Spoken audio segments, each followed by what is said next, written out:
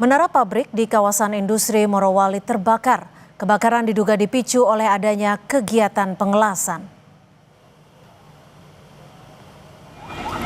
Lompat jauh.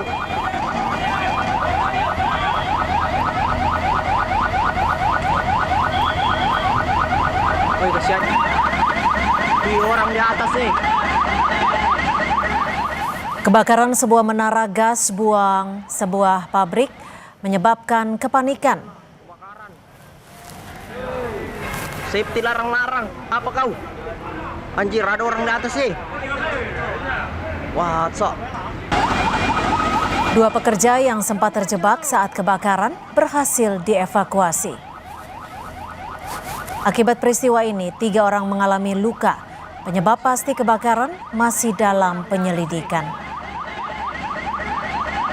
Oh, Cina yang kecil itu nah. Baru terima informasi ada terjadi kebakaran di PT INDIP, namun sampai saat ini kami masih proses melakukan penyelidikan.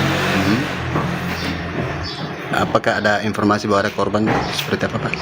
Sementara kami masih cek dulu, memang ada yang dilaporkan ke kami, ada yang korban, namun luka bakar sebagian, tidak menimbulkan korban jiwa.